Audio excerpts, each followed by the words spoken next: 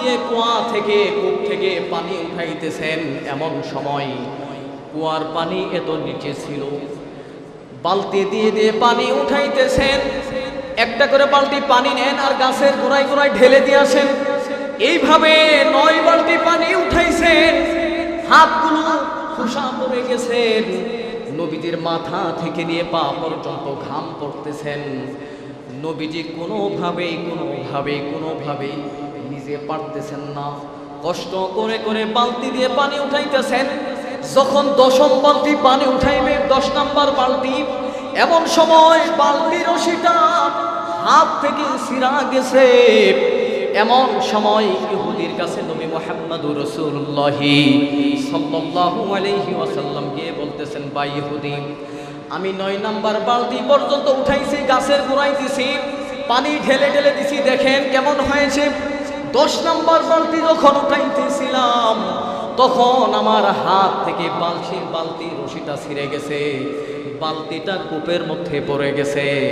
ও ভাই ইহুদি, আমি যেহেতু 9 বালতি উঠাইছি, 9টা বালতির বিনিময়ে তুমি আমাকে 18টা খেজুর দিয়া দাও। এই কথা বলা মাত্র ইহুদি ডান হাত দিয়ে এমন ভাবে নবীজিকে একটা থাপ্পড় দিছে, গালের মধ্যে থাপ্পড় দিছে, নাউযুবিল্লাহ বলেন। নবীজিকে এমন ভাবে থাপ্পড় দিয়ে দিছে, নবীজি চোখ থেকে পানি ফালাইতেছেন আর বলতেছেন, ইহুদি ভাই, তোমার বালতিটা আমি কূপের মধ্যে ফালাই দিছি, কিন্তু ইচ্ছা করে ফালাই নাই। তোমার যেহেতু বালতিটা কূপের মধ্যে পড়ে গেছে, এর জন্য তুমি আমাকে থাপ্পড় মেরে দিয়েছো। ও ইহুদি ভাই, আমার শরীরের কাপড়টা খুলে দিলাম। যদি তোমার আরো মনে চাই, তোমার মনের মধ্যে যে জিদ আছে, যে আক্রোশ আছে, আমার পিঠের জামাটা খুলে দিলাম। তোমার হাত দিয়ে যত পারো তুমি আমার পিঠে আঘাত করো। আল্লাহু আকবার জোরে বলে। নবীজি গায়ের জামাটা খুলে দিছে। ইহুদি চিন্তায় পড়ে গেছে, আহারে কি করলাম।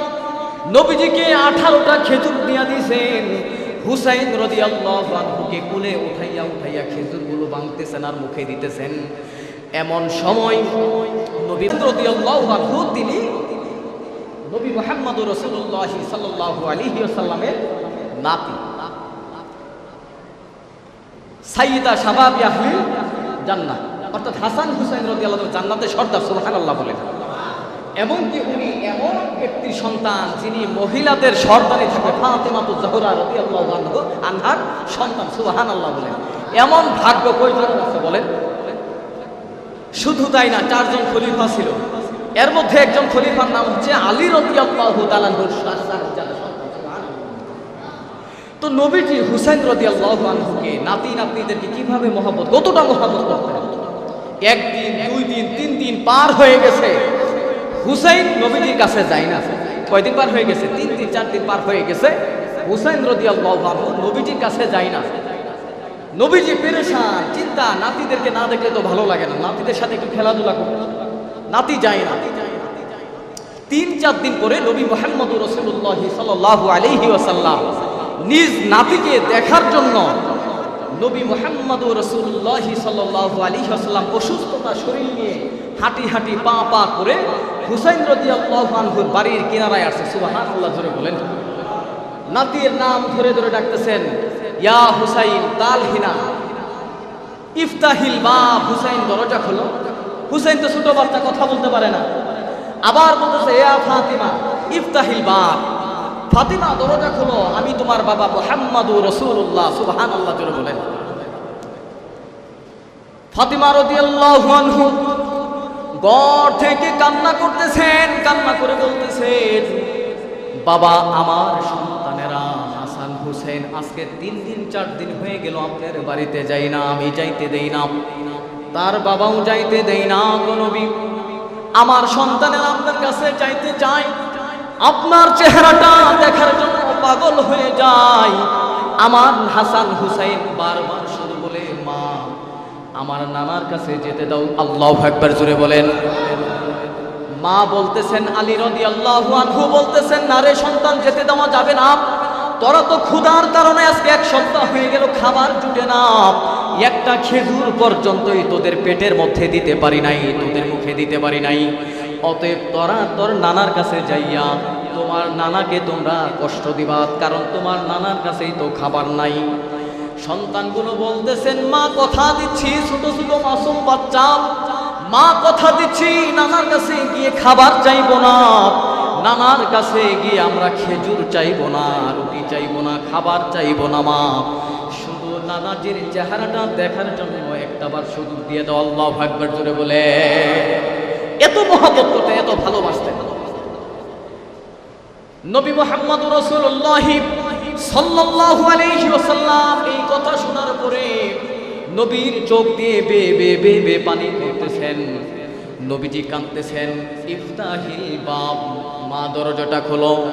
ফাতেমা রাদিয়াল্লাহু আনহা বাবাকে বলতেছেন, বাবা আমার ঘরে শুধু এক সপ্তাহ হলো খাবারই নাই, আমার পরনের যেই কাপড় আছে বাবা, এই কাপড়টাও ছিঁড়ে গেছে। সেই ছিঁড়া কাপড় নিয়ে আপনার সামনে যাওয়া সম্ভব না, এর জন্য বাবা আমাকে ক্ষমা করে দিন। আপনার মেয়ে, আপনার কন্যা, দরদের কন্যা, কলিজার টুকরা ফাতেমা দরজা খুলতে পারতেছেন। আল্লাহু আকবার জোরে বলে। নবীজির ঘরে একটা চাদর ছিল, ওই চাদরটা দরজার চিপা দিয়ে ফাতেমাকে দিলেন। ও ফাতেমা, এই কাপড়টা নাও, এই চাদরটা দিয়ে শরীরটা আবৃত করো, তারপরে তোমার দরজাটা খুলে দাও, আমি আমার নাতি নাতনিদেরকে একটু কুলে নিব। আল্লাহু আকবার জোরে বলে। নাতিনদেরকে কুলে নিছেন, নেওয়ার পরে থেকে হুসাইন রাদিয়াল্লাহু তাআলার কোনো সেন্স নাই। আল্লাহু আকবার জোরে বলে। খাবার তারও নাই, তারা একেবারে দুর্বল হয়ে গেছে নানার কাছে। তারপরে হাসান হুসাইন বলতেছে, নানা খেজুর দাও, নানা খাবার দাও। নানার চোখ দুটো পানি পড়তেছে। ফাতেমা রাদিয়াল্লাহু আনহাকে বলতেছেন, ফাতেমা হুসাইনকে হাসানকে রাখো, আমি খাবার নিয়ে আসতেছি। নবীজি সাল্লাল্লাহু আলাইহি ওয়াসাল্লাম রাস্তায় বের হয়ে মানুষের কাছে কাছে বলতেছেন, কে আছো, কার কাজের লোক লাগবে? সুবহানাল্লাহ জোরে বলে। আল্লাহু আকবার বলেন। কার কাজের লোক লাগবে? কে আছো, আমাকে একটা দিনের জন্য নাও, আমার কিছু দিনার দিরহামের দরকার, খাবারের দরকার, আমাকে একদিন কাজের জন্য নাও, বিনিময়ে আমাকে কিছু দাও। একজন ইহুদির বাগানে, খেজুরের বাগানে পানি দিতে হবে।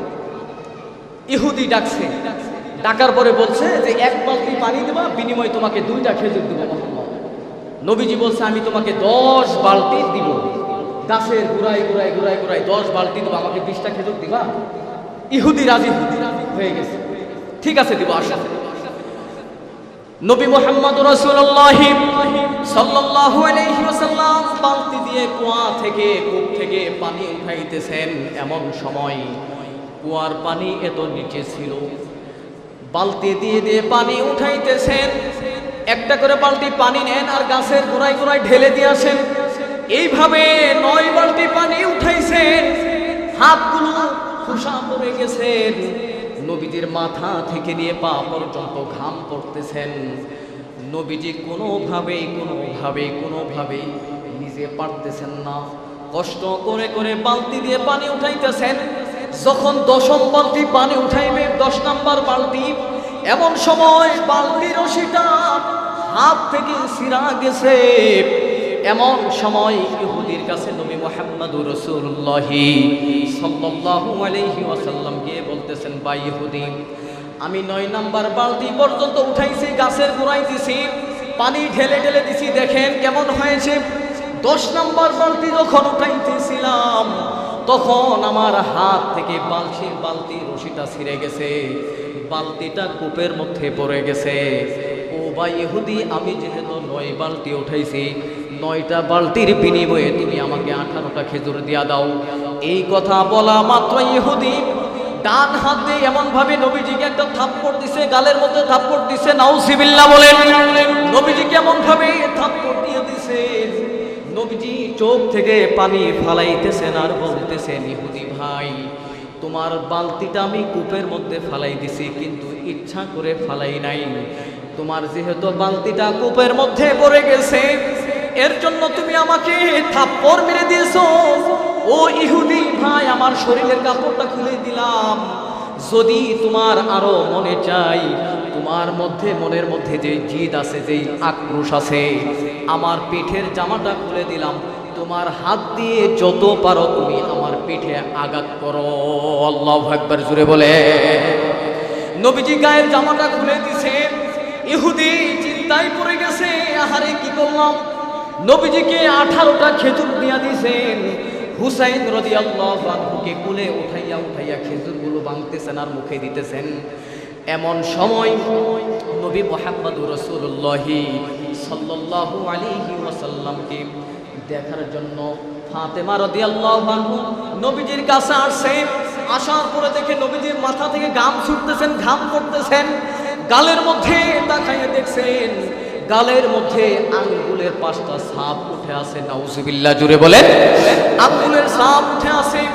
বাবাকে কান্না করতে জড়ায় ধরে বলতেছেন, বাবা বলো তোমার গালের মধ্যে কিসের দাগ? নবীজি বলতেছেন, মা কিছু হয় নাই। বাবা বলো বলো কিসের দাগ?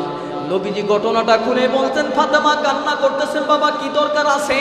তোমার নাতিদের মুখে খাবার নাই, কেন তুমি মানুষের বাড়িতে কাজ করতে গেলা?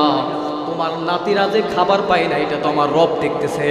আমার রব যদি ইচ্ছা করতেন তাহলে আমার বাড়িতে কিছু দিনার দিরহামের ব্যবস্থা করে দিতেন। এইভাবে চিন্তা করতে করে ইহুদি চিন্তা করতেছেন, আহারে যেই হাত দিয়ে আমি নবীজিকে আঘাত করলাম, আবার এই লোকটা আমাকে বুঝাইতেছেন, ভাই তোমার বালতিটা কূপে পড়ার কারণে তোমার আঘাত লাগছে, তোমার কষ্ট লাগছে। যদি তোমার মনের মধ্যে আরো আক্রোশ থাকে, জিদ থাকে, তাহলে আমার পিঠের কাপড় খুলে দিলাম, জামা খুলে দিছি, আমার পিঠে আঘাত করো। এটা মানুষ না ফেরেশতা, এমন মানুষ তো হতেই পারে না। আজকে আমি মুহাম্মদের কাছে যাব, মুহাম্মদের কাছে গিয়ে আজকে কালেমা পড়ে মুসলমান হয়ে যাব। আল্লাহু আকবার, জোরে বলে। কিন্তু শর্ত আছে, নিজেকে নিজে বলতেছেন শর্ত আছে। নিজের নফসকে প্রশ্ন করতেছ, আরে নফস তুমি মুহাম্মদের গায়ে আঘাত করছো, যেই হাত দিয়ে আঘাত করছো এই হাত দিয়ে আমি মুহাম্মদের কাছে যাইতে পারবো না। একটা পাথর হাতে নিয়ে হাতের উপর মারতে মারতে এই হাতরে এই কবজি পর্যন্ত আলাদা করে দিছে। আল্লাহু আকবার, জোরে বলে। হাতটা বেগের মধ্যে করে নিয়ে নবীজির কাছে গেছি, ইয়া রাসূলুল্লাহ আমাকে কালেমা পড়ে মুসলমান বানায় দেন। নবীজির চেহারার দিকে তাকাইয়া আছেন, তাকাইয়া বলতেছেন, তোমার হাতটা দাও। নবীজি বলতেছেন, ইয়া রাসূলুল্লাহ যেই হাত দিয়ে আপনাকে আমি আঘাত করছি ওই হাত নিয়ে আপনার সাথে কিভাবে দাঁড়াইবো এই সাহস পাই নাই, এত সাহস ছিল না। ইয়া রাসূলুল্লাহ এর জন্য আমার বাম হাত দিয়ে একটা পাথর নিয়ে আমার হাতের এই কবজির মধ্যে মেরে মেরে আমি আলাদা করে দিছি। এই হাতটা আমি বেগের মধ্যে উঠাই আনছি। ইয়া রাসূলুল্লাহ কিয়ামতের ময়দানে আমার রব যদি আমাকে জিজ্ঞাসা করছে, ও ইহুদি তুমি জান্নাতে যাবা ঠিক আছে, কিন্তু আগে হিসাব দাও আমার বন্ধুর মাথায় আমার বন্ধুর গালে কেন থাপ্পড় দিছিলাম? যেই বন্ধুকে দেখার জন্য হাজারো মাইলকে মাইল আমি 7 আসমান 7 জমিন ক্রস করে আমি একটা নজর দেখার জন্য আমার বন্ধুকে আমি মেরাজ করাইছিলাম। ওই বন্ধুকে আমি বসে বসে ঘন্টার পর ঘন্টা আমি খোদা দেখছি, তার চেহারাটা এত সুন্দর মায়াবী চেহারা। ওই চেহারা দেখে কি তোমার একবার মায়াও লাগে নাই? ও ইহুদি তুমি কেন আমার বন্ধুকে থাপ্পড় মারছো? আগে হিসাব দাও, তারপর তোমার জান্নাতে চলে যাও। এই হিসাব যদি আমার রব আমাকে বলে তাহলে আমার কোনো উপায় থাকবে না। এর জন্য ইয়া রাসূলুল্লাহ আমার এই হাতের কবজি পর্যন্ত আমি আলাদা করে ফেলেছি। আল্লাহু আকবার, জোরে বলে। নবী মুহাম্মদুর রাসূলুল্লাহ সাল্লাল্লাহু আলাইহি ওয়াসাল্লাম বলতেছে, ইহুদি তোমার ব্যাগ থেকে হাতটা বের করো। নবীজি সাল্লাল্লাহু আলাইহি ওয়াসাল্লাম নিজের জিহ্বা থেকে থুতু নিলেন, হাতের মধ্যে লাগাই দিলেন, সাথে সাথে হাত যেমন ছিল তেমনই হয়ে গেছে। সুবহানাল্লাহ, জোরে বলে। এমন ছিল সাহাবায়ে কেরাম রাদিয়াল্লাহু তাআলা আনহুর ঈমান আর তাদের ইসলাম।